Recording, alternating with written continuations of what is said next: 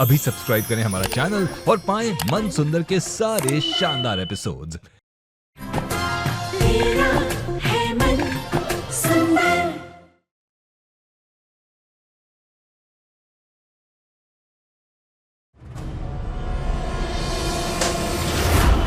इसकी वजह से इन्होंने मुझे लापरवाह कहा।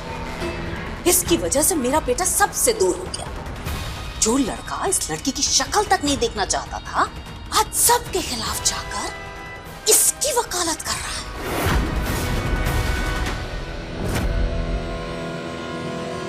और माँ जी, आपने तो मुझसे ज्यादा दुनिया देखी है। आपको तो अच्छी तरह से पता है कि अगर बेटा एक बार बहू के बंधन में पड़ गया तो फिर उसके लिए सारे बंधन फीके पड़ जाते हैं। वो तो मैं अच्छी तरह से जानती हूँ। माँ जी, मॉम,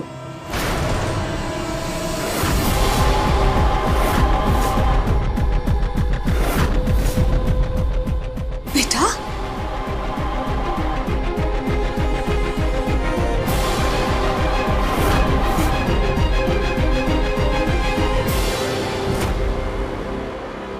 वो मुझे आपसे सॉरी बोलना था।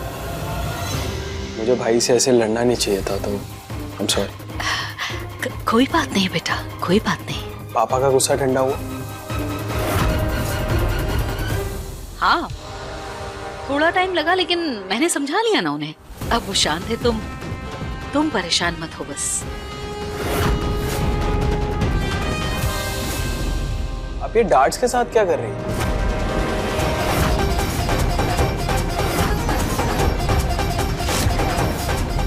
डार्ट्स खेल रही है? बोर्ड का है? लाओ ना, मैं भी खेलता हूँ आपके साथ। नहीं बेटा, मैं इन डार्ट्स का क्या करूंगी। यही जमीन पे गिरे हुए थे तो मैंने उठा लिया। मुझे लगा तुम्हारे हैं तो तुम्हें देने के लिए आ रही थी मैं।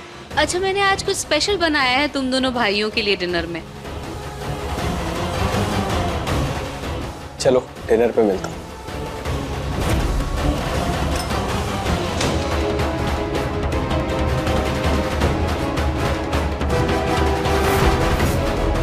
आज रात ऐसा धमाका होगा रुचिता के साथ कि ना उसे संभलने का मौका मिलेगा और ना ही खड़े होने के लिए पैरों तले जमीन।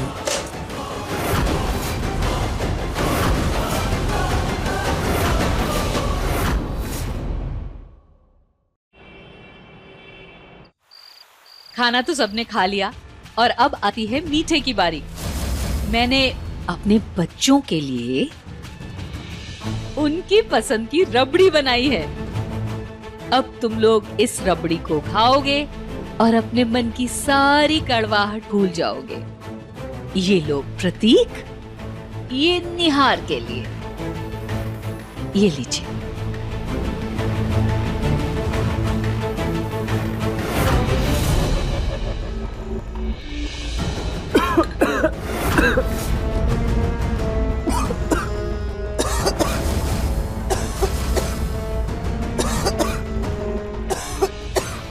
अरे क्या हुआ?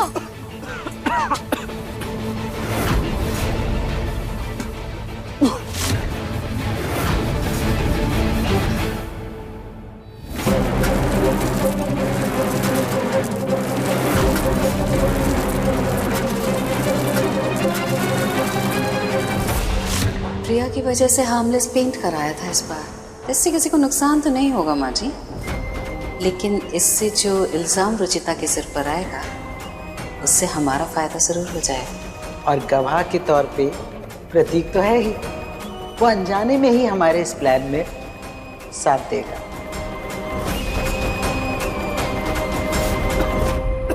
क्या हो गया बेटा?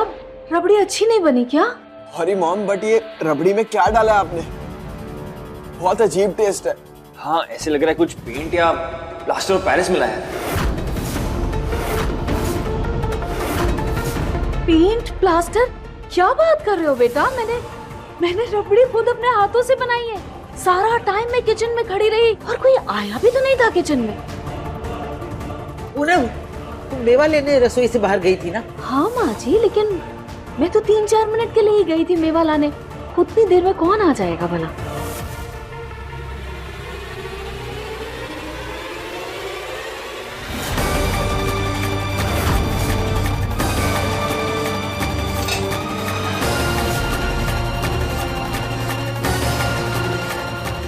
पता नहीं किसने खराब कर दी मेरी रबड़ी। जिसको भी करनी थी किसी और तरीके से कर देता ना। अब पेंट मिला के मेरे बच्चों की जान का दुश्मन क्यों बन गया वो इंसान? माँ, आपके पीछे किचन में कोई आया था।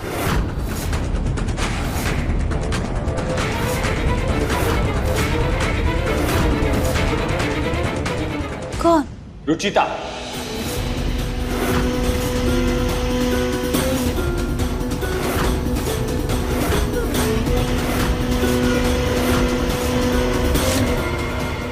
मैं जब दादी की दवाई लेने किचन में गया था तो वो वहां खड़ी थी और बहुत अजीब बिहेव कर रही थी मुझे देखकर, और उसके हाथ में कुछ व्हाइट पेंट जैसा भी लगा था।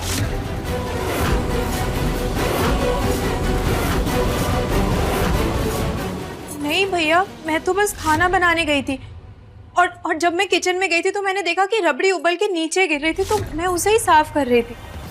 लेकिन मैं तो रबड़ी पूरी बना करके गई थी ना किचन से, फिर रबड़ी उबल कैसे सकती है? और गैस तो मैं बंद करके गई थी। नहीं माँ, आपने बंद करने की जगह तेज कर दिया था, और जब मैं वहाँ पे आई। रुचिता, मुझे अच्छी तरह से याद है, मैंने गैस बंद की थी। माँ जी, मैंने गैस बंद की थी ना, आपके सामने की थी ना। माँ, मैंने कुछ नहीं किया है। तो क्या प्रतीक झूठ बोल रहा है? या फिर पूनम ने अपने बच्चों को नुकसान पहुंचाने के लिए रबड़ी में पेंट मिला दिया? मैं ऐसा क्यों करूंगी माँ जी? मेरे बच्चे मेरी जान है, मैंने बहुत प्यार से उनके लिए रबड़ी बनाई थी। पर मॉम, वो भी ऐसा क्यों करेगी?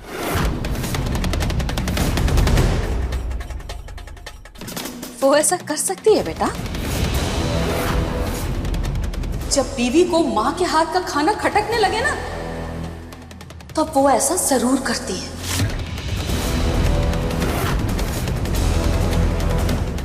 पर माँ, बस रुचिता बस। चाहे तुम कितनी मर्जी सफाई दे लो, लेकिन अपनी इस जलन को मेरे लिए छुपा नहीं सकती तुम। मैंने कभी सपने में भी नहीं सोचा था कि तुम हम माँ बेटे के बीच में ये दूरी बनाने के लिए इतना गिर जाओगी।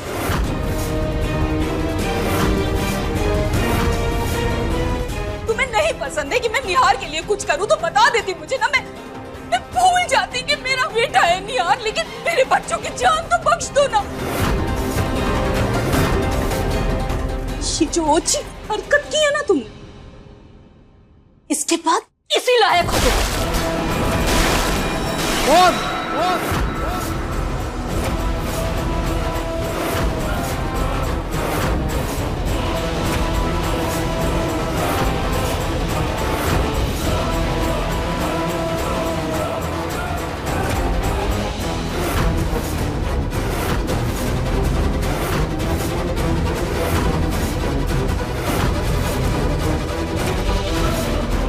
ये क्या तरीका है आपका गुस्सा जाहिर करने का? अभी तक कुछ डिसाइड नहीं हुआ कि ये गलत है या सही, और आपने इस पे रबड़ी फेंक दी। मेरे रबड़ी फेंकने पर तुम्हें बहुत बुरा लग रहा है ना? जरा सोचो, जिस तरह से तुम मुझसे बात कर रहे हो मुझे कैसा लग रहा होगा। निहार जी, ये शांत हो जाएगा। तुम तो कुछ बोलो ही मत।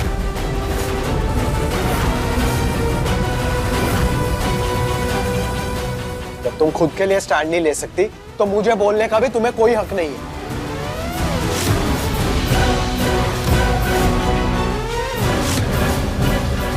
इस घर में इतना सब कुछ गलत हो रहा है, किसी ना किसी को आवाज तो उठानी पड़ेगी ना। बस निहार, बस निहार, अब तुम हद पार कर रहे हो। कहाँ है वो तुम्हारी? रहने दीजिए प्रतीक के पापा, इस लड़के से तो कुछ कहना ही बेकार है। इस लड़की की बातों से इतना अंधा हो चुका है कि इसे कोई और रिश्ता दिखाई नहीं देता। देखा था ना आपने कैसे लड़ रहा था ये प्रतीक से, आज मुझसे झगड़ रहा है। क्या पता कल आपको और माँ जी को कुछ सुना दे, इसलिए प्लीज अब चुप हो जाइए, मत कहिए इसे कुछ भी। मॉम प्लीज, मैं किसी पर जबरदस्ती गुस्सा नहीं कर रहा हूँ। बचे चाहे जो भी हो निहार, तुम अपनी माँ से इस तरह से बात नहीं कर सकते निहार।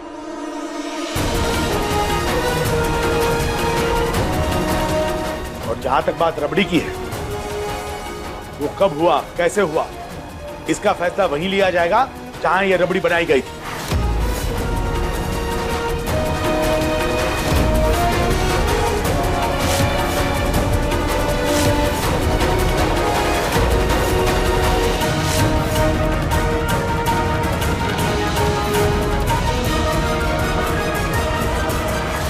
मैंने यहाँ पे देखा था वाइट चूरा गैस के पास।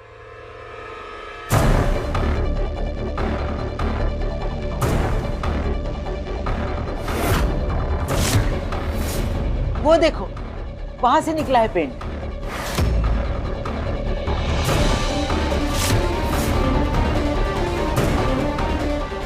देखा आप सबने, मैंने कहा था ना कि इसकी कोई गलती नहीं, ऊपर से गिरा था पेंट रबड़ी में। मुझे तो दिखना चाहिए था, मैं तो सारे टाइम यहीं खड़ी थी, मुझे क्यों नहीं दिखा?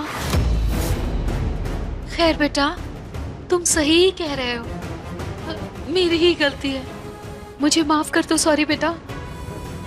रुचिता, हाँ आई एम सॉरी, मैंने गलत इल्जाम लगाया तुम्हारे ऊपर, मुझे देखना चाहिए था, मैंने देखा नहीं। माफ कर दो बेटा।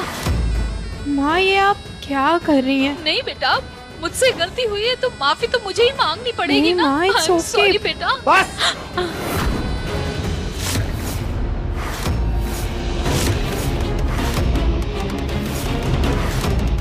आपको किसी से कोई माफी मांगने की जरूरत नहीं है पूनम, इसमें आपकी कोई गलती नहीं है। हाँ माँ, इसमें ना आपकी गलती है ना इसकी। इसमें रुचिता की गलती है निहार।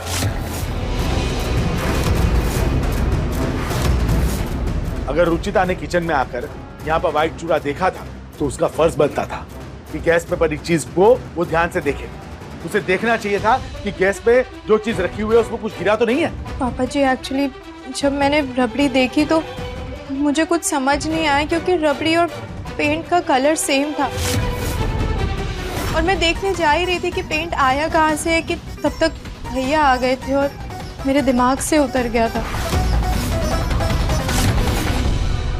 तो ऐसे बोलो जैसे मैंने तुम्हें चेक करने से मना किया था। नहीं भैया, मेरा वो मतलब नहीं है, मैं बस डिस्ट्रैक्ट हो गई थी। अगर किचन की छत से पेंट झड़ रहा था तो ये देखना तुम्हारा काम था ना। ऋतु प्रिया में बिजी रहती है और पूनम इन दिनों मायके गई हुई थी, तो घर की बहू होने के नाते तुम्हारा फर्ज था ना कि घर की और खासकर किचन की जिम्मेदारी तुम संभालो। निहार, पत्नी का साथ देना पति का फर्ज होता है, और जब पत्नी गलत हो तो उसे समझाना भी पति का धर्म है, न कि उसकी वजह से अपने माँ बाप के साथ झगड़ा करना। पापा बस, इस बार मैंने बर्दाश्त कर लिया है, लेकिन आइंदा से अगर रुचिता की वजह से तुमने घर के किसी भी सदस्य के साथ कोई भी बदतमीजी की तो मैं बर्दाश्त नहीं करूंगा निहार, समझे?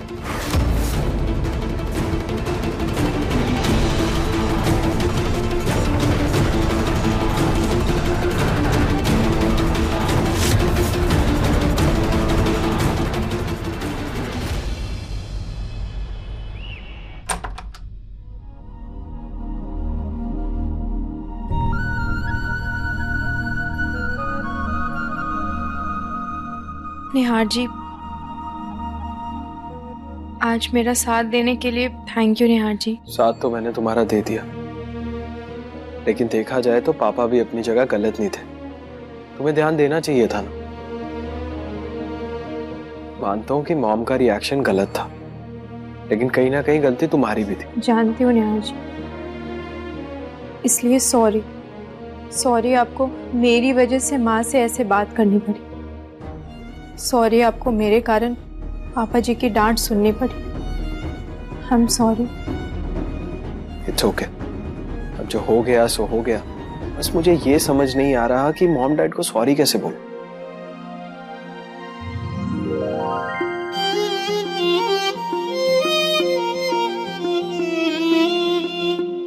क्या हुआ, आप ऐसे क्यों देख रहे हैं? कुछ लगा है क्या? वो तुम्हारी बिंदी टेढ़ी लगी हुई है।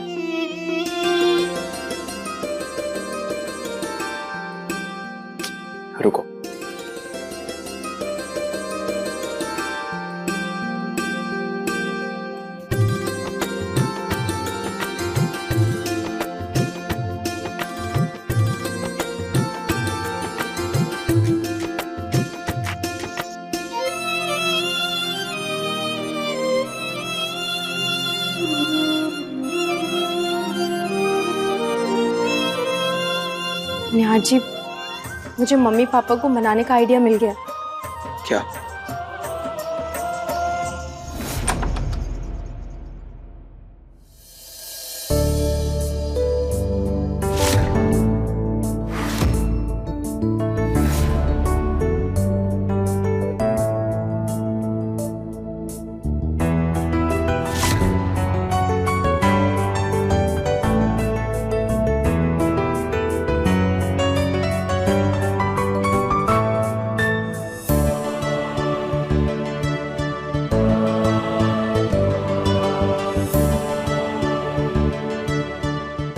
Sorry mom, sorry dad. मुझे आप दोनों से बदतमीजी नहीं करनी चाहिए। I am really sorry. बेटा, तुझे अपनी गलती का एहसास है, हमारे लिए यही बहुत है। देखा कितना प्यारा बना है ना। सॉरी बेटा, गलत के खिलाफ आवाज उठाना अच्छी बात है, लेकिन उसके लिए खुद गलत करना, ये तो अक्लमंदी नहीं है ना बेटा। हाँ पापा, आगे से ऐसा कभी नहीं करूँ। अच्छी बात है बेटा। पूनम, मैं बाहर टहल के आता हूँ। जी।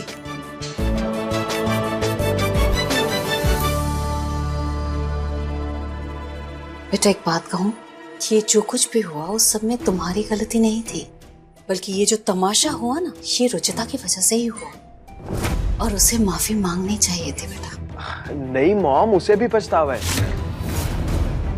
इनफैक्ट इस तरीके से जो सॉरी बोलने का आइडिया था वो रुचिता ने ही मुझे दिया था। एंड आपको पता है, कल पापा के बर्थडे पे उसने बहुत सारे सरप्राइजेस भी प्लान किए। बस आप लोग रेडी होके ब्रेकफास्ट पे आ जाना। क्या सरप्राइज है बेटा? सरप्राइज है मॉम, कल का वेट कीजिए ना। आपको इतना बता सकता हूँ कि कल मैं जल्दी उठने वाला हूँ। पापा हमेशा कहते रहते हैं ना कि मैं टाइम पे ब्रेकफास्ट नहीं करता, तो कल मैं टाइम से आके पापा को खुश करूँगा। ठीक है बेटा, मैं सबसे कह दूंगी कि वो जल्दी से रेडी होकर ब्रेकफास्ट टेबल पर आ जाए। Thanks mom. ठीक है बेटा। ऐसे मौके तो बार बार दरवाजे पर दस्तक नहीं देते, इस मौके का तो फायदा उठाना चाहिए पूनम। अब अगर बहू की वजह से बेटा पिता का बर्थडे न मना पाए, तो पिता को तो ये मानना ही पड़ेगा कि बहू ही है जो रिश्तों में कांटों के बीच बो रही है।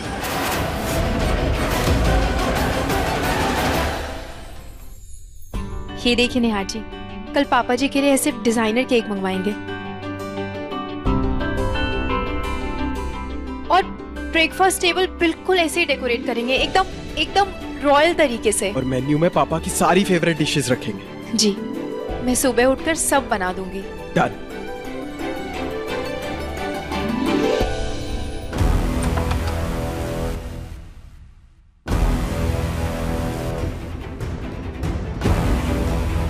ये दोनों कमरे में नहीं है, अच्छा मौका है।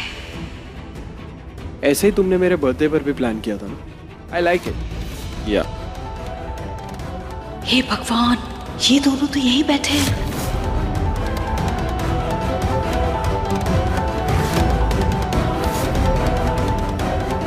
जल्दी से काम खत्म करके निकल जाती हूँ।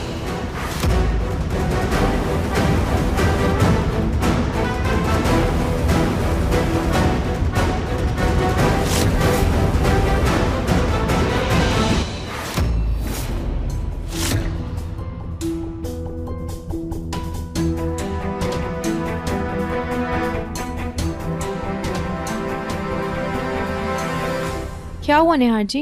मुझे ऐसे लगा जैसे इस रूम में कोई था। लेकिन रूम में तो कोई नहीं है।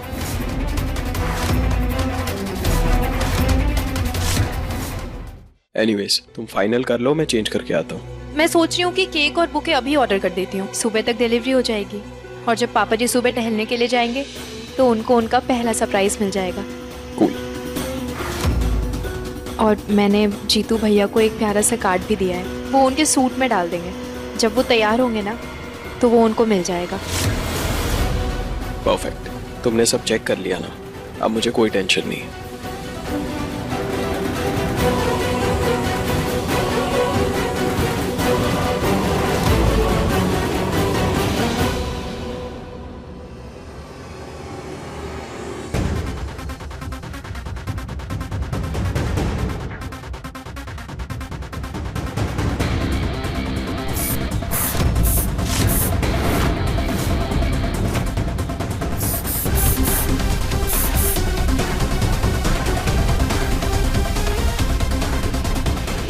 तुम्हारी ये सारी प्लानिंग तो तब पूरी होगी ना जब सुबह तुम्हारी नींद खुलेगी रुचिता।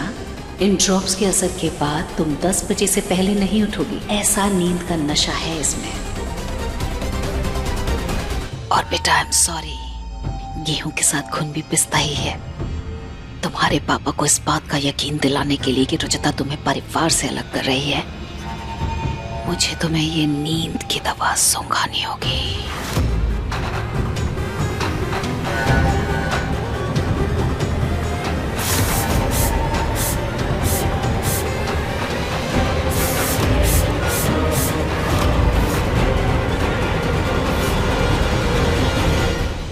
चलो हो गया काम, अब निकलती हूँ।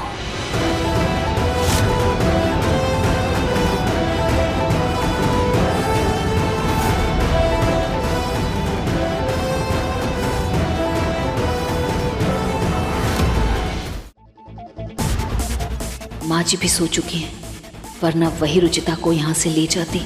काम तो कर दिया मैंने, लेकिन अब यहाँ से बाहर कैसे निकलूं? अधिक एपिसोड देखने के लिए हमारे चैनल को सब्सक्राइब करें